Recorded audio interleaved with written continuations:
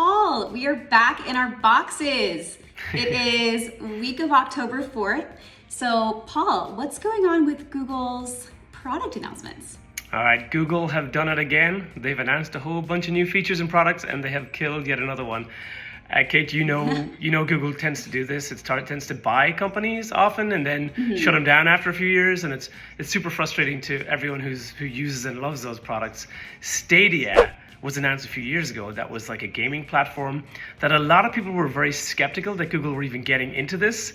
A lot of game developers as well as users, I think, held off, and rightfully so. But it seems like almost like a self-fulfilling prophecy. They didn't jump in. People didn't jump in because they thought it would be shut down, and then it was shut down because people didn't jump in.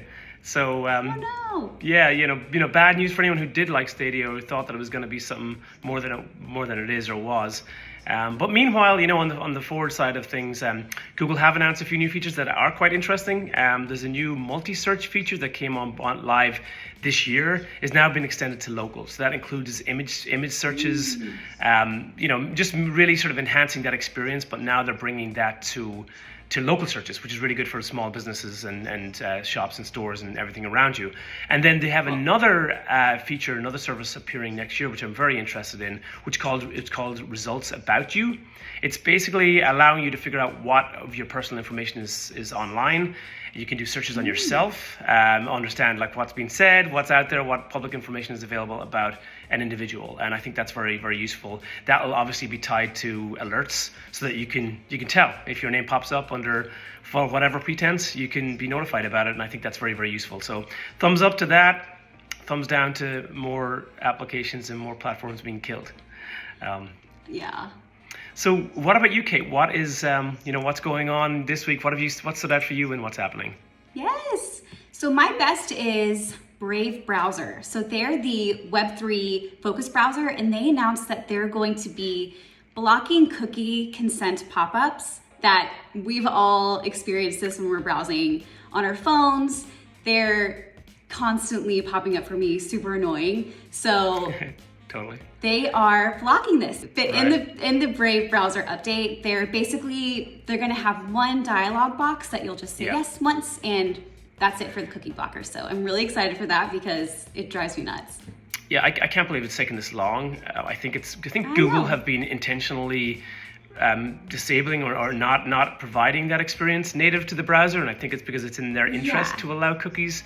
But I'm glad that Brave is being brave. I think this is a big, important move. Like, I'm tired of those pop-ups that jump here, there, and everywhere, and you have to click this. And I'm like, give us one standardized way of understanding whether cookies are being enabled or not, and give us control over something that's just really right now just a pain in the. It is what it is. Exactly. Truly, you can track me. Yes. Do whatever you need. I don't want to have to keep clicking yes. I don't know. Maybe I'll just keep on clicking no. We'll see. Well, Kate, the stat of the week: $1.26 million. Tell me. Yes. What's this about? So we are pumping up with our Kardashians this week. So Kim Kardashian has been hit with a $1.26 million penalty for her involvement in promoting a crypto scheme. So Ethereum Max is the crypto in question. She promoted this on her Instagram stories. And an interesting thing about this story is, influencers, celebrities, they promote products and services, but crypto is an investment product. And celebrities and influencers, they have a responsibility to, disclose the validity of this investment. So it's interesting. It's a good reminder to do your research on investments and probably never look to our Kardashian for financial advice. A super interesting story, and it speaks to the dark side of crypto world that is just like it's Ponzi schemes. It's people that are trying to make a quick buck. People should realize at this point, you can't be giving investment advice and think that that's okay. It's serious business, and people get taken advantage of. And I think it's probably just a slap on the wrist for someone as successful as a Kardashian. And I must say this again, we've said this before, we are not about the value of Bitcoin or Ethereum rocketing. We are about the utility beneath this. And we're trying to stay true to that. And we see the potential there. And that's what we're most excited about. So you will not get any investment advice here. You will get some excitement about the future of what this technology will bring. And that's all I'll say about that. Absolutely. Yes. Okay, so Paul, so Sega and blockchain, what is going on here? Yeah, well, we'll continue the crypto Web3 theme.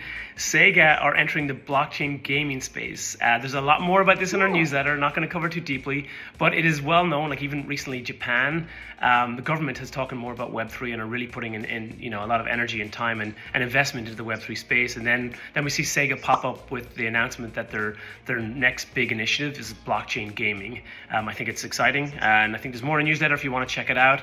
And there's more sort of like spin-offs and other news in the space. I think in the next few years, like blockchain games will be so much more prevalent. Some of the larger gaming companies do not want to be able to share and trade and have full access to digital assets and currencies within their game, but it's going to happen. It's fair, and it's going to happen. Very cool. Kate, all right, well, before Paul, we continue, yes. Yes. How's your head? Are you tired? You know, I'm getting there. I'm getting back on my normal schedule, but had the best time in New Orleans. It was such a treat to see everybody, and I can't wait for the next retreat. Yeah, the whole team embarked in New Orleans. We did a steamboat tour. We had a walking food tour. We went to Preservation Hall. We got together and talked business as well. We actually were productive, so I'm personally excited about that. And then obviously, Kate, I've said this before, but you're spectacular. You have put this thing together. Aww. Everyone loved it. I think there was like 17 people plus significant others that were flown down there. Almost without a hitch. I think you blew out your tire on the way there. I think that was the worst thing that happened. But you made it, thank goodness. Yes, and everyone yes. had a blast. So It thank was you so amazing. much. It was so Yes, good. And oh my gosh. Thank you and Darren and everybody. It was amazing. for anyone interested, just check out our Twitter or our LinkedIn profiles. Instagram is a great spot. We're going to be posting some more pictures of the fun we had. We all got group shots as well as individual pics for both the 3 Advanced side as well as others. So it was a blast. It was exciting, and we've really set the bar high.